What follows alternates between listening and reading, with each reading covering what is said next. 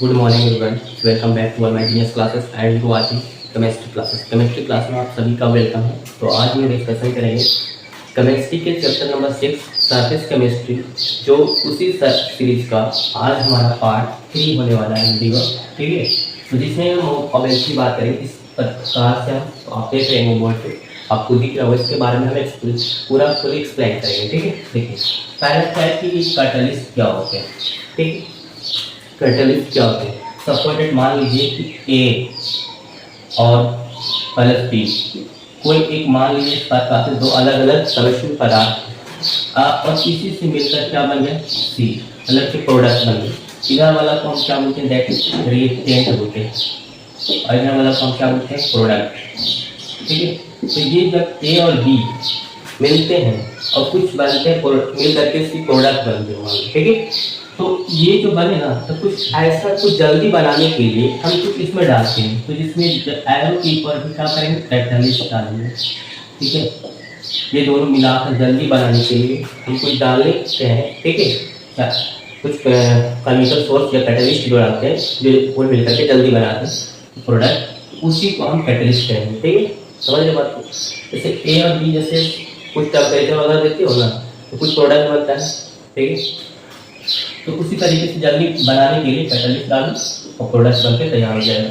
इसी वजह से यहाँ पे बी कैन चेंज, मतलब कि चेंज करने के लिए क्या करते हैं, विथ और एनी चेंज टू, मतलब कि कैटलिस्ट को हम अगर डालेंगे तो जल्दी बन करके हमको प्रोडक्ट मिलेगा, और ये चेंज करता है विथ और एनी टाइम के साथ। ठीक है, कुछ भी तो चेंज करने के लिए हमको टाइम तो लगेगा ही, कुछ बनाने के लिए टाइम तो सोच दिखाता है। ठीक है, और इसी कैटलिस्ट को 2 टाइप में डिवाइड किया गया है। यहाँ पे 2 टाइप देखिए, पहला हमारा होमोजीनियस कैटलिस्ट होते हैं और एक हेटेरोजीनियस कैटलिस्ट होते हैं।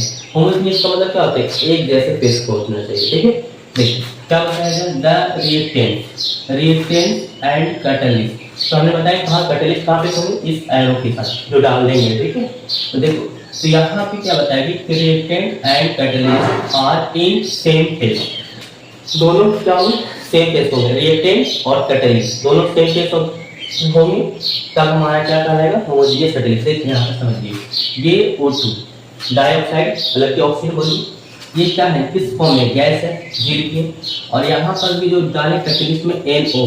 ठीक है, तो ये भी जील भी, ये भी क्या है, कैटलिस्ट है। क्या है, कैटलिस्ट। तो ये मिल करके क्या बन गया, O3, मतलब ये तो ओजोन हो जाए। ठीक है ना, ओजोन। आप बताइए, ये भी आपका गैस की फॉर्म में कर, तो ये देखिए ये वाला रिएक्टेंट और जो कैटलिस्ट डाले दोनों एक जैसे फेस के हैं, गैस और गैस। तो ऐसे वाले सोर्स को हम क्या बोलेंगे, हम क्या बोलेंगे, होमोजीनियस कैटलिस्ट बोलेंगे। ठीक है, देखिए उसके बाद यहाँ पे कुछ बैलेंस करने के लिए हम कर सकते हैं यहाँ पे 3/2।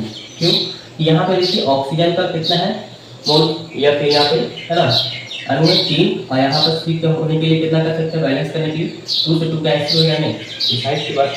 ठीक है, ये बैलेंस हो जाएंगे। फिर यहाँ पे देखिए हेटेरोजीनियस कैटलिस्ट क्या होता है। हेटेरो का मतलब क्या होता है, दो अलग अलग, तब सेम फेस का नहीं होना चाहिए। ठीक है, देखिए उसी तरीके से यहाँ पर लिखना है सेम डेफिनेशन। ठीक है, द रिएक्टेंट एंड कैटलिस्ट है ना, कैटलिस्ट यहाँ लिखिए आर इन डिफरेंट फेस होंगे। ठीक है, डिफरेंट फेस मतलब अलग अलग। कैटलिस्ट क्या होती है, कुछ अलग चेंज होंगे। ठीक है, फेस होना चाहिए, और रिएक्टेंट कुछ अलग। देखिए जैसे NH3 ले लें तो ये गैस हो गया। ठीक है, क्या बोलते हैं, अमोनिया बोलते हैं ना, NO बोलिए। अब यहाँ पे O2 जो है, O2, ये दोनों क्या थे, गैस, और यहाँ पे कैटलिस्ट में क्या डाले, S सॉलिड, क्या डाले, सॉलिड। तो PT क्या है, ये सब क्या है, सॉलिड के फॉर्म में है। ठीक है, तो यहाँ पर देखिए गैस और सॉलिड दोनों के, जब यहाँ पे गैस जैसे रिएक्शन करा है और इसमें कैटलिस्ट डाले सॉलिड के फॉर्म में, तो बाकी हमारा आया 4NO और यहाँ पे 6H2। ठीक है, कुछ ये तो लिक्विड है ऐसे, लेकिन यहाँ पे क्या है, गैस बन गया। ठीक है, आज बात समझ में, चलो बहुत बढ़िया। देखिए यहाँ पे समझ सकते हैं कि अगर दिक्कत है कि कैटलिस्ट हम कैसे समझेंगे कि ये सॉलिड है। अच्छा देखिए यहाँ PT हो गया, उसी phasor of the solid catalyst का कुछ फॉर्म है, जैसे PT ये भी सॉलिड हो गया, S लिखिए तो सॉलिड हो गए, फिर PD ये प्लेटिनियम हो गए, लेड हो गए, निकल हो गए, कॉपर हो गए, सिल्वर हो गए। ये सब क्या लग रहा है आपको, सॉलिड फॉर्म में है, ये सब सॉलिड फॉर्म में बिल्कुल। अब देखिए एक्टिविटी, ये एक्टिविटी का मतलब क्या होता है, तेजी से फुर्तीला से होता है। ठीक है, तो एबिलिटी योग्यता क्या होता है, एक्सेलरेट कर लेता है रेट ऑफ रिएक्शन। समय के साथ क्या होता है, फास्टली क्या करता है, रिएक्शन कर लेता है। देखो जैसे एग्जांपल के साथ देखो H2 और O2 दोनों क्या है, गैस है, और ये मिलकर क्या बनेगा, H2 बनेगा। H2 बने तो क्या बनता है, क्या बनता है, H2 चलेगा। इसका उसी तरीके से यहाँ पे C उसी तरीके से यहाँ पे रहता है, तो और भी बन सकते हैं, ठीक है ना। देखिए दोस्तों, तो कार्बन प्लस O2 रहता है, क्या बनता है, CO2 बन जाता है, ठीक।